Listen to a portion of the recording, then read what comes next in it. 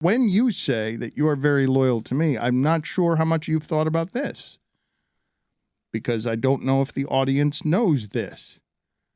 The original choice to be Stugatz was you. I wanted to do this show with you.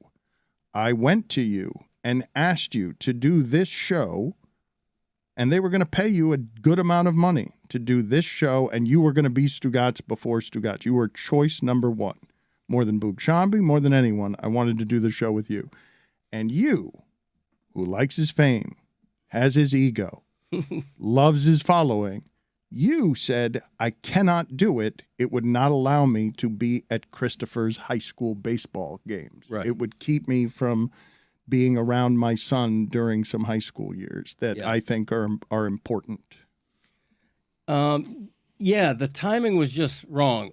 When I look back at it, I'm like, wow, I made a bad choice. I should be thinking that, but I'm not.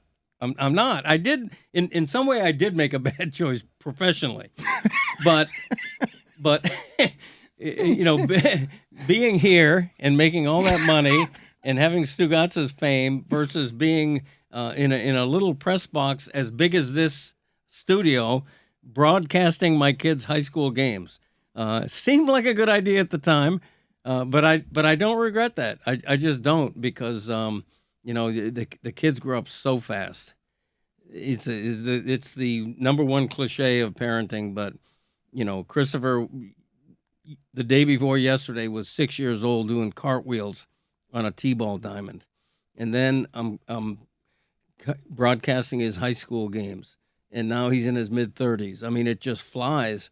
You know, your parents think the same thing about you. You know, that you were just in grade school, they were just watching you in high school, and now look at you, and your parents are aging. And Christopher looks at me right now the same way you're looking at your father. You know, it's a whole mortality thing. It flies by so fast that I just wanted to be a part of that. You know, I'm a bad friend. Erlene would tell you I'm probably not a great husband all the time, but I do think I'm a pretty great father, and that's very important to me. And a present father, because you wanted to be on the dugout for his high school games introducing the hitters, correct? Right. Like that's the choice you made. You chose instead of international fame and glory, the microphone that would serve you for 20 years. Right. In Stugatz's role, with me doing none of the ad reads so he could get all the money. Yes. All of that could have been yours, and instead you chose a microphone over a dugout for a 7-9 plantation team. Yeah, they weren't even a great team. They weren't even a great team. What was I doing? But I enjoyed it, and you know, I wanted to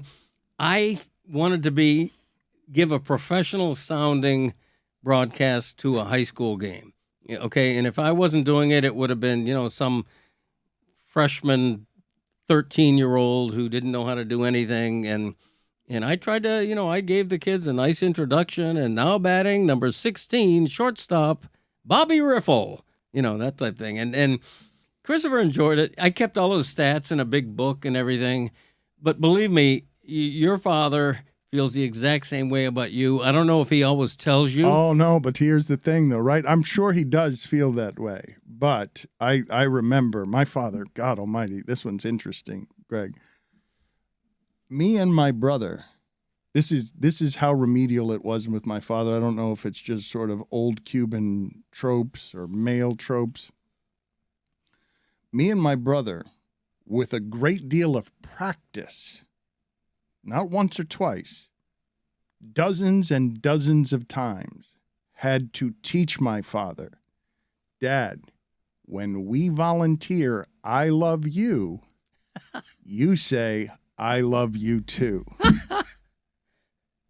That's the way it's supposed to work. The thing that I remember of my greatest achievement, trying to please a man who didn't do pleasure, right? I'm wrought with whatever the scarring is of of that, right? Just whatever it is, a child trying to please a man who doesn't do pleasure, you're Right. going to personalize some of that. I still remember the orange ink on the baseball when I threw a no-hitter in first grade, when no Right. one can hit. Everybody threw no-hitters, Right. because it said just on the ball, he wrote it, "I'm proud of you." Wow. You have had a great gift as someone who doesn't talk about his feelings that much, who doesn't rummage around in these spaces very much, to be able to share this with Christopher in a way that he appreciates. Like, I see the love between you. It's charming. It reminds me of the relationship with me and my father, where he gets super frustrated with you, but he will have no doubt that his father loved him. Right. Yeah, I think your dad is of a generation that just didn't share their feelings as much. A couple of times over the years, at a Heat game, I remember the conversation because Poppy was at Heat games in the press room for some reason. He's Complaining about Mickey Harrison not having Yes. enough chips in his free potato chips. That's Yes. exactly right. Chasing down the owner of the Heat personally to tell him there are not enough chips in here. Right, and it came up once how great you were doing, and you must be so proud of Dan. And I teed him up, and I just got a bunch of bluster. Oh, of course, of course I am. Oh yes. My dad was the same way. World War II generation. Not an "I love you" guy. My dad either. I found out after he died. Wow. That he'd been keeping a scrapbook of all my clippings, which I never knew. He never mentioned it. But so, love isn't always conveyed in words, and you have that from your parents. But you're great with words, and your son knows because there's no private scrapbook. You Right. probably didn't say all the things you wanted to say. There's still time to say them. Right. No, I'm much more. I'm an "I love you" guy. Like my parents weren't, and I learned from that. And I think that's one of the reasons that I think I'm a pretty good parent is that I learned from what I didn't get from my parents, and they were great parents, but they just weren't demonstrative. And I'll tell Christopher and Michael, my other son, how proud I am, and encourage them and hug. My brother and I never hugged at all until the time we were seeing my father dying, and we left telling him we'd see him tomorrow, knowing we wouldn't. And when we left that hospital, my brother and I hugged for the first time, and we've hugged ever since. Saying goodbye to a parent does a lot of shit to you.